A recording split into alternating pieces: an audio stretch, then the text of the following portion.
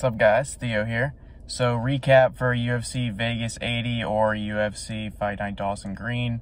Yeah, a lot of interesting outcomes on this card. Ultimately, our parlay that we had with Grant Dawson and Joaquin Buckley did not cash, obviously.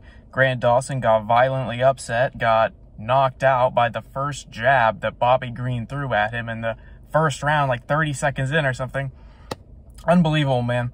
I was making dinner and I was watching that fight, and I almost couldn't believe what I was watching, you know what I mean? Because it was like such an MMA moment. Like, it was like the most MMA moment I have ever seen, I think, since I started watching UFC, was Bobby Green just knocking Grant Dawson out with one punch in the first round. I mean, come on, man. Grant Dawson folded. So, yeah.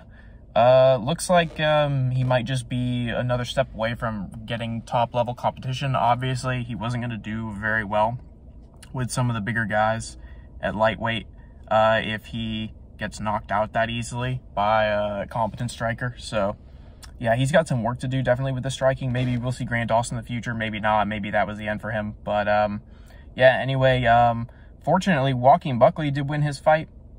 I didn't have any straight bets on Joaquin Buckley, though, so I didn't profit anything off of that win. He won, but he didn't look great, man. So, you know, maybe we can fade Joaquin Buckley in the future, because he really did not look as dominant as I thought he would in that fight. And, yeah, man, I don't know. He looked like he didn't want to be there, which is the opposite of what he was saying. So, you know, always try to be careful of what fighters say. You know what I mean? Try to really get a feeling on how they actually seem like they're presenting, because oftentimes they say, talk a big game, whatnot, but then they go in there, and I don't know, to me, Buckley just did not look like he wanted to be in there that night, and I was surprised he didn't finish Morono, honestly. He had Morono in trouble a couple times. I thought he should have finished him, but anyway, he got a dub. Yeah, man, and, man, Usman Nurmagomedov, Bellator 300. We had a straight bet on him. I always straight bet on him just because I think he's going to probably beat everybody he fights, even though the line is chalk. I'm not making money. I'm only doing it for street cred, basically. But he's incredible, man. And I actually hit a plus 500 prop on Usman Nurmagomedov here. If you want to check the Bet MMA tips, put like half a unit on it. I couldn't believe the plus money I was getting on Usman my decision, because I think a lot of people haven't figured out yet about the Dagestanis is that they are not fighting all the time to finish people. I have said this before, I say this all the time. The Dagestanis do not always try to finish people. Believe it or not, they will never express this in any kind of interviews or any kind of thing like that. But believe it or not, the Dagestanis, they actually genuinely try to show mercy in fights sometimes. Okay, this is not something that they will really talk about. They talk about this a little bit because it came out about Khabib and Justin Gaethje, that Khabib chose to choke him out and because he didn't want to break his arm or something in front of his parents. Like, here's the thing. They didn't really elaborate on that very much, but a lot of times the Dagestani fighters know that they can win against somebody. They already know because they literally live this shit, and they do not always go to finish an opponent they know they can defeat. If a finish is presented easily to them, they will obviously take advantage of it, and sometimes they're just more skilled and they'll end up knocking out opponents. But a lot of times they just try to win the fight, and like, honestly, I genuinely truly believe that the Nurmagomedovs, when they fight, man, I think that they make a point of trying not to damage their opponent as much as they can. They are not a Justin Gaethje kind of minded fighter where they go in there like Chuck Liddell, just like hell-bent on killing you. That is not how the Dagestanis fight. They actually show mercy on their opponents at times.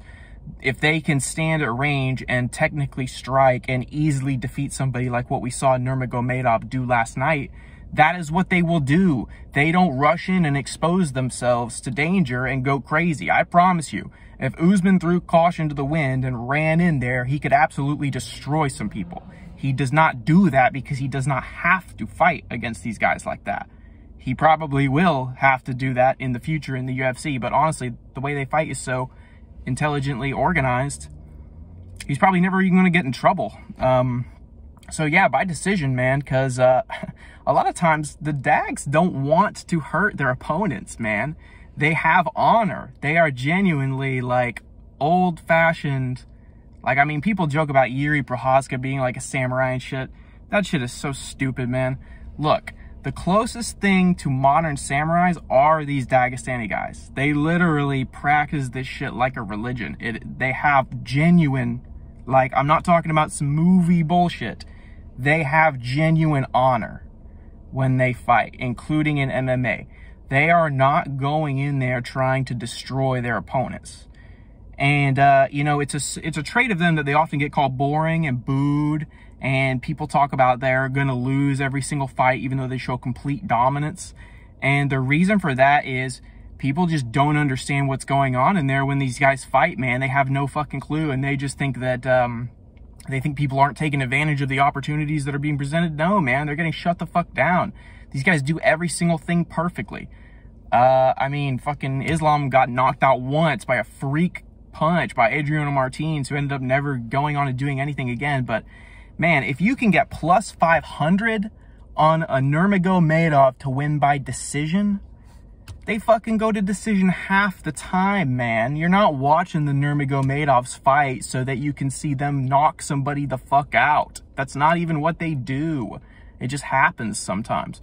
Anyway, man, plus 500, fuck, I should have smashed that line. I should have put 2 or 3 units on it, but you know what? After what happened on Dana White Contender Series, I just didn't have the balls. Put half a unit on it, hey, whatever. We're getting those 5 units back, guys. That's 2.5 units right there. So we're going to make a couple smart bets on the next couple cards, and we'll see what happens, man. But yeah, the Dagestanis have real honor, something that is like missing in a lot of these fighters. And, you know, you got to take advantage of the fact that the market does not understand that. That's not factored in. If you go on Reddit and you go on the MMA subreddit and you type that out and you try to explain that to somebody, good luck. Good luck getting anybody to sit there and take you seriously, telling you that an MMA fighter is not going in there trying to absolutely destroy their opponent. The Dagestanis go in there to dominate opponents. And that's exactly what happened last night, man. He didn't need to finish Brent Primus, and Brent Primus didn't really put himself in any kind of crazy opportunities to get finished. The guy had decent wrestling and dangerous power. And he was game the whole time, man. Primus looked good. I kind of felt bad betting against him, but fuck it, man. You can't bet against that. You can't bet against. It's the two guys. You can't bet against the true Nurmagomedovs, the Umars and the Usmans. Don't bet against those guys. And if you get plus money, plus 500 on decision, take it every single time. I don't care who it's against. Later, guys.